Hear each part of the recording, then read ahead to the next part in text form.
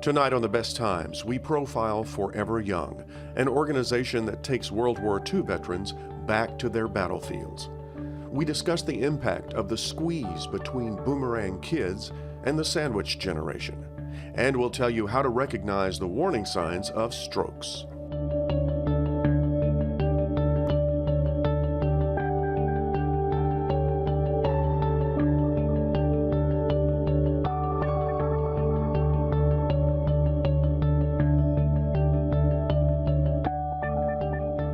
Funding for The Best Times is provided by the Plow Foundation, striving to do the greatest good by helping the greatest number of people since 1964. Additional funding is provided by the members of WKNO.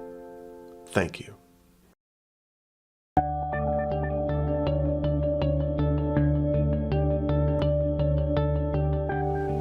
Hello, I'm Chris Hardaway. Welcome to this edition of The Best Times, a series that looks at life after 50. Over 70 years ago, the battles of World War II raged across Europe, North Africa, and the islands of the Pacific Ocean. The greatest generation gave the best years of their lives to fight for freedom. Although we can never adequately repay these aging warriors for their sacrifices, there is an organization called Forever Young that grants the wishes of World War II vets who want nothing more than to go back to the battlefield.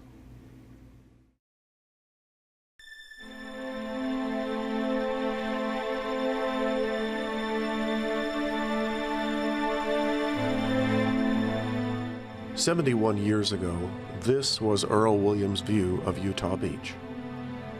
As a 21-year-old staff sergeant in the Army Engineers, he came ashore in the third wave of the invasion forces.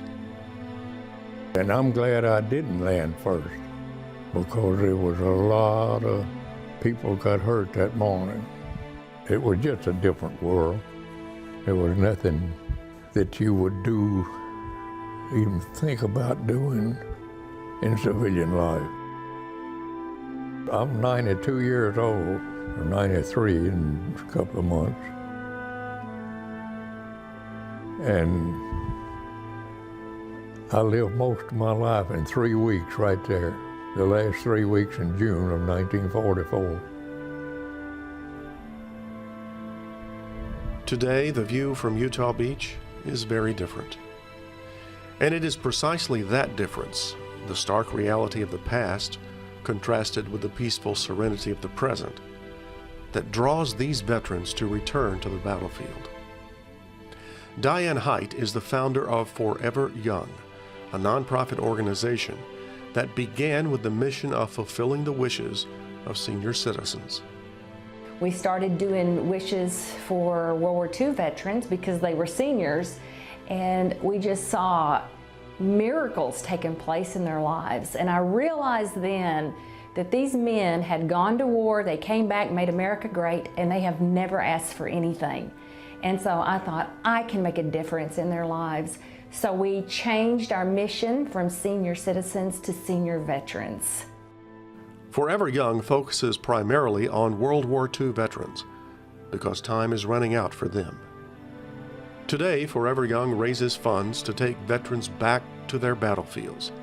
And so far, they've taken about 20 trips.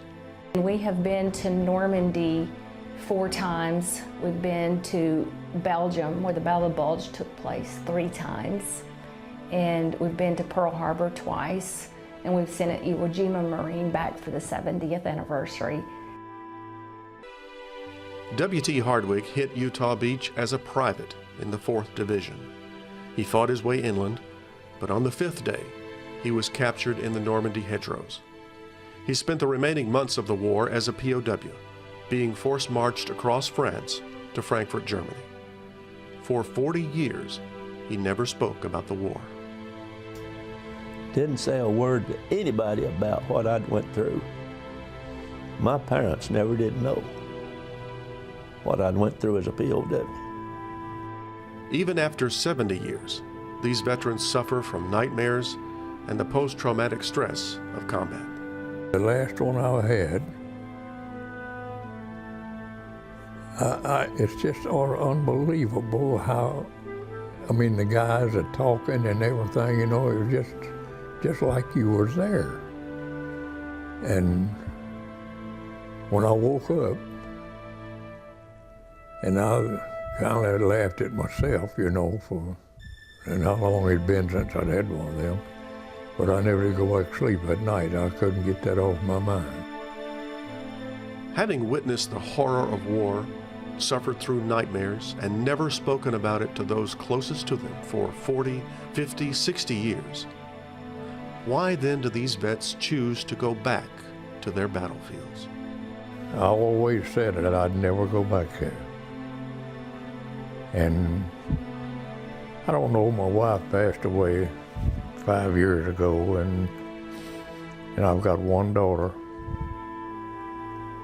And she went over there on vacation, her and a friend of hers, and went to Utah Beach. And when she come home, she told me, she said, "Daddy, you've got to go back over there." When I walked out on Utah Beach, I literally broke down. Real emotion. And I still get teary-eyed talking about it. You were just remembering all the things that... Yeah. Yeah, when you walk out there, 68 years ago, you could just see it all happening again.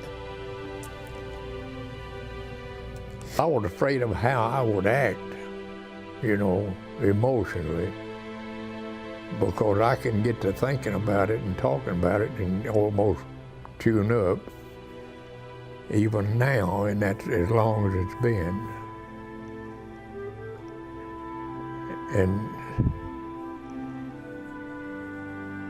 And to see it again, it just completely changed. I'm sure glad I went that time. I sure am. I think going back really does give them closure, because when they're thinking in their minds, they're thinking about their buddies dying, bullets, fear, destruction. Well, they go back and they just can't get over this restored land and the appreciation and the beauty and the peace. So when they come home, they're thinking totally differently about the war. I mean, when they think about Normandy now, they think of beauty and peace. So it really does heal them in many different aspects of their lives, you know, mentally, emotionally, spiritually. It really does make a difference for them. There's an old saying I've heard said so many times, I wouldn't take $1 million for what I done, and I wouldn't do it again for $2 million.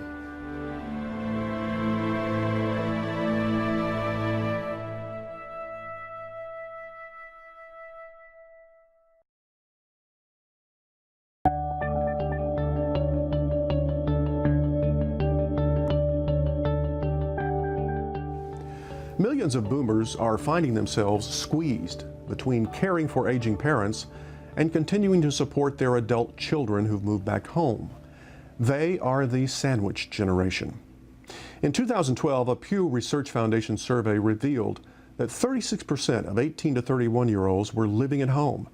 And the research firm Hearts and Wallets reported that over 1/3 of boomers were providing financial support to their adult children and family members. There's a financial and emotional cost in the squeeze between the boomerang kids and the sandwich generation.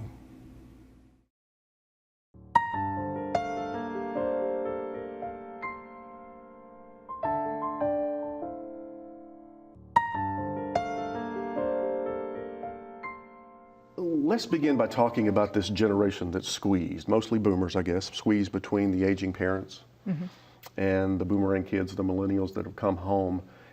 Is this a new phenomena? And what trend is driving it? Is it new?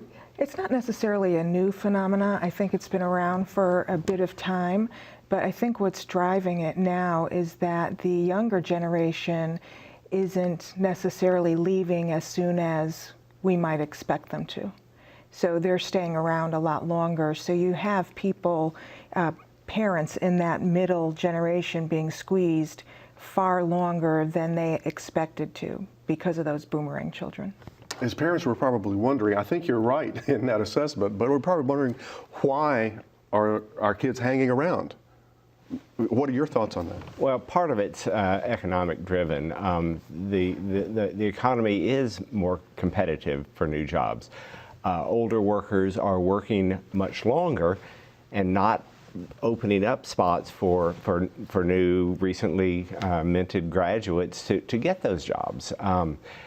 And people are working longer because so many people are living so much longer. And so while all of this is not a new phenomenon, there's just a lot more people in it now, and some are better equipped than others really to deal with it. Have you seen that in your work? We have. We have been planning for increasing life expectancy for many decades in our firm. So we were kind of prepared for that part, and helping aging parents. That's just part of the deal as the population. We've got 3 clients over 100 now. We have 9 clients in their 90s, and they're not new. They've just been with us decades and decades and decades, and they're still with us. But the returning millennials is relatively new, and there were always a few, but that percentages have really exploded in the last few years. And what are you seeing in your work? Absolutely. We see more and more employees come to us with concerns about their children, concerns about their parents, work stress, trying to work towards their own retirement, yet at the same time they feel a lot of both emotional and financial pressure to be there for their children and to be available for their aging parents as well. Is there more stress from one side or the other, the parent side or the child side? I guess it really depends, but I think that more parents feel like they have greater responsibility to launch those children than the aging parents. And if your parent is aging well without a lot of health issues, then there's not a lot of pressure there. But once your parents' health starts to decline, then they feel a great deal of pressure to provide support for them in their medical care. I would imagine that in a way, one can expect a parent's health to decline, and you might have to help that parent in their old age.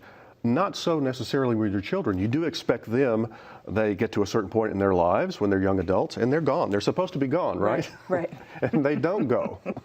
So I would imagine that's one of the stress factors, isn't it? It is one of the stress factors, but surprisingly, parents spend a great deal of time trying to launch those children regardless of the age, because the children's success is the parents' success. So they spend a lot of effort, energy, dollars to launch their children to be successful people, because then they too feel like they've been successful parents. That gets me to the question of the guilt factor. Is there a guilt factor involved there too? I think there's a guilt factor involved somewhat in that. I think there's more of a guilt factor actually with their aging parents, because they're spending so much time and money with the children who are probably like mid-20s, mid to late 20s at this point. They're spending so much energy there that they're feeling a little guilty that they're not spending it with their parents, who may need them a little bit more based on their medical issues. Let's talk about the financial issues just a little bit, because this seems like a recipe that could ruin your retirement. It absolutely could if you lose sight of the importance of keeping your own financial independence as a priority, because I mean, health issues for aging parents that are uninsured or underinsured can be extremely expensive. While at the same time, the Chinese water torture of a child who doesn't leave, and the health insurance issues, and the car insurance, and the filling the refrigerator, those things, they're not as big, but they just go on and continue, and you just start wondering, connecting the dots as if they're never going to end. And I would imagine some people are in situations where they know they have to delay their retirement in order to cope with this situation. They do, and there's always some resentment that comes with that. You know, you mentioned with the millennials, should we just say no to our kids? I mean, is that an option, to just say no to them? There comes a point in time where no is a complete sentence in and of itself to your children. And there comes a time where that's appropriate. So certainly if you have children who have disabilities, health problems, mental health problems, you want to be aware of the support that they need. But for other children, there comes a point in time where you want them to be successful, gainfully employed, looking for their own place. It used to be where kids would go to college and then they'd graduate from college and they'd launch into some career. But now kids are going to college and then coming back home and then maybe staying there for a period of time, or successfully out on their own, losing a job, some type of financial situation occurs, and then they come back home. So they've been successfully gone for a couple of years and then they come back, and that's even harder. That adjustment is much harder. Well, as a parent, how do you cope with that? Certainly, I think you need to be open and honest in your communication with your child about what the expectancy is here. So if your child is coming back into the home, what's the length of time you're going to allow this to happen? What are the financial responsibilities of that child living in your home? Are they paying rent? Are they paying a portion of the groceries? Are they doing their own laundry? Our job is to help them become independent. It's not to coddle them at any age. So those lines of communication need to be open and very clear. I would suggest that there even be a contract. And it certainly doesn't have to be a legal contract, but there be a discussion around the table with written things down. You sign it, I sign it, and let's move on. Have you seen situations like that? Our perspective is usually limited to the financial side of it, and our approach is to say, we want to help you achieve these goals, which is at some point being financially independent. That involves you doing X, Y, Z, usually saving a certain amount of money. We call it PYF, pay yourself first. After that is done, if there are resources left over to help children, fine, that's fine. But it's a matter of prioritizing, which is if you allow that to overtake all the other goals, because those things are further down the road, you can get into trouble quickly. Does this squeezed situation affect men and women differently? I think it does. Women tend to take on a little bit more of the emotional toll of the squeezed generation, in addition to doing a lot of the caretaking of the aging parent. So women more often, now certainly men do this, but women more often are the ones who accompany a parent to a doctor's appointment or to grocery shopping or whatever it is that they may need. So it certainly impacts them in those ways. And then when you're working with a couple around these issues, they may have differing opinions as to what should happen with their children. So you might have one part of the parent wanting to provide more for the child than the other parent wanting to provide. And so now there's disagreement, and sometimes it impacts the marital relationship as they raise these children. Is the answer in situations like that to get together as a family, to talk it out? Mm-hmm. I mean, it seems like you have to have everything out on the table and open. Absolutely. Open communication is key to solving all of these difficulties, but we don't always work in a society or in families where open communication is the key. So I certainly think that that's a coping mechanism and is a successful strategy, is to sit down and hear from all parts of the family. So Dad, what do you think about this? Mom, what do you think about this? And hear from the kids, because they may have a great point, and maybe a compromise is the best solution here. Are there support groups for something like this? I have not heard of a support group for the boomerangs, but I am sure that out there, there's so many home care agencies that certainly offer supportive groups. There are caregiver support groups for that side of the issue. But not necessarily not for the millennial side. I think that's called happy hour. Perhaps so. Maybe I was going to ask you how you cope with this. Maybe that's the way you do it. But let's close out with your best advice to someone who's in that squeezed situation. So don't forget your own health. Don't forget your own emotional needs. If you always do something with friends on a Thursday evening, make sure you continue to do that on a Thursday evening. Take care of yourself. And you said, obviously, pay yourself. Well, and remember that the best gift you will ever give your children and your parents is to very fiercely guard your own ultimate financial independence. because if you jeopardize that and to take care of them during this time, they may or may not choose to repay that down the road. If you guard that independence, everything else, you know, will usually fall into place. But you've got to really guard that fiercely. Mm-hmm. Thank you both for being on The Best Times. Nice discussion. Thank you. Thank you.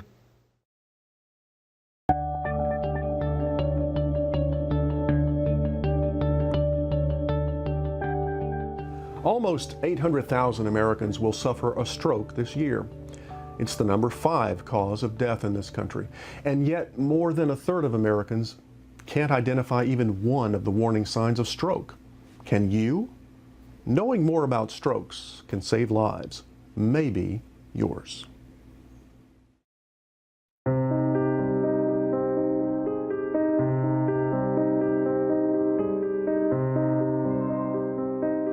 What is a stroke?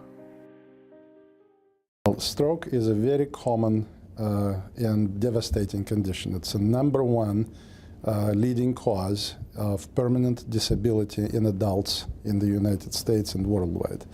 It is caused by either disruption of the blood flow to the brain by a blood clot that blocks the brain vessel, or by leaky vessel that produces bleeding to the brain. Unfortunately, we live in southeastern United States, which is also known as stroke belt of the United States. So everyone who is born here is twice likely to experience stroke in their lifetime compared to the same ethnic, genetic make born anywhere else in the United States. What are the types of strokes? It's called ischemic or hemorrhagic. These are the terms. So ischemic stroke is the one where blood clot lodges in the brain vessel kind of in the wrong time and the wrong place and precludes blood flow to the brain, or bleeding to the brain occurs, and that would be hemorrhagic stroke. And this type of stroke is usually caused by high blood pressure and the wear and tear of blood vessels, and then they break off and leak blood flow. What are the symptoms? What people need to know is F.A.S.T. Abbreviation is F.A.S.T. Face, arm, speech, time. So droopiness of the face, weakness of one side of the body, speech disturbances when the person cannot get the words out right, the person slurs words or finds the wrong words to express themselves, and then time. Time is of the essence. So the first 60 minutes from these symptom onset, whether it is transit or not, the first 60 minutes will largely determine how the person spends the rest of their lives. Who is at risk? A combination of high blood pressure, overweight, lack of exercise, poor dietary habits, and predisposition to these events, because those things tend to run in the family. So, and these are just very few risk factors. I'm not even talking about smoking and some other obvious things. What treatment is available? The only medical treatment that's capable of reversing this disability is called a tissue plasminogen activator, TPA. Simple way to remember, it's clot buster. So if someone has a stroke, you need to ask, bring me to the center that gives clot busting medicine. In Tennessee, we're hoping to have the system statewide geared up like trauma. So you don't bring trauma to the nearest walk-in emergency room, you bring it to the trauma center. So equally so, we would like to have certified stroke centers and the whole state mapped out so the EMS know exactly where to bring the patient. This truck is part of the future that's changing the outcome for stroke patients in the Mid-South. The mobile stroke unit ambulance is on the streets of Memphis. On board is a portable CAT scan capable of identifying a stroke within the vital first 60 minutes of an attack. That technology can potentially revolutionize how soon we can treat. Because now imagine, instead of driving to the hospital, you can, at the same time as you dispatched a first responder, you tell the mobile stroke unit to drive to the place and quickly load the patient literally in the driveway or in the parking lot from that primary responder to the ambulance that has a CAT scan in it. And then we quickly do the scan, and we quickly draw the bloods, and we're ready to treat. For more information about strokes, go to the website of the Stroke Association. Want more information about life after 50? Go online to watch more shows and find more resources. And send us your feedback and story ideas to besttimes@wkno.org. That's all for this edition of The Best Times. Please join us next week for more stories about life after 50. Until then, I'm Chris Hardaway. Thanks for watching. Good night. Funding for The Best Times is provided by the Plow Foundation, striving to do the greatest good by helping the greatest number of people since 1964. Additional funding is provided by the members of WKNO. Thank you.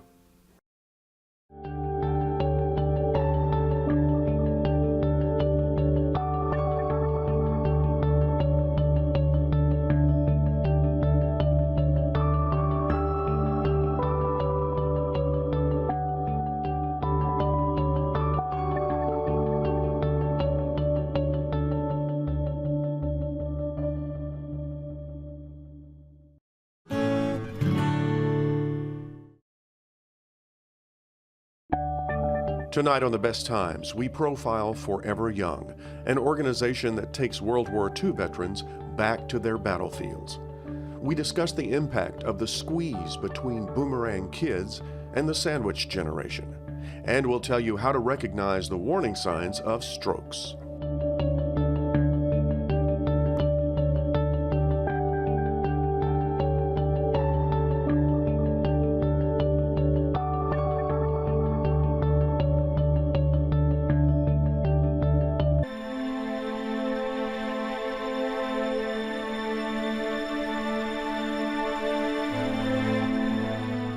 "71 years ago, this was Earl Williams' view of Utah Beach. As a 21-year-old staff sergeant in the Army Engineers, he came ashore in the third wave of the invasion forces. And I'm glad I didn't land first, because there was a lot of people got hurt that morning. It was just a different world. There was nothing. It looks at life after 50. Over 70 years ago, the battles of World War II raged across Europe, North Africa, and the islands of the Pacific Ocean. The greatest generation gave the best years of their lives to fight for freedom. Although we can never adequately repay these aging warriors for their sacrifices, there is an organization called Forever Young that grants the wishes of World War II vets who want nothing more than to go back to the battlefield.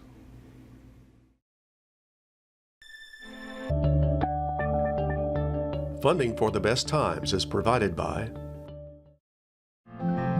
the Plow Foundation, striving to do the greatest good by helping the greatest number of people since 1964. Additional funding is provided by the members of WKNO. Thank you.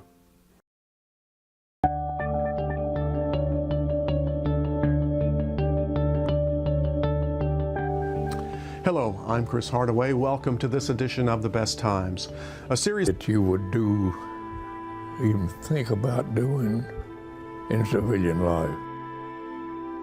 I'm 92 years old, or 93 in a couple of months. And I lived most of my life in 3 weeks right there. The last 3 weeks in June of 1944. Today, the view from Utah Beach is very different.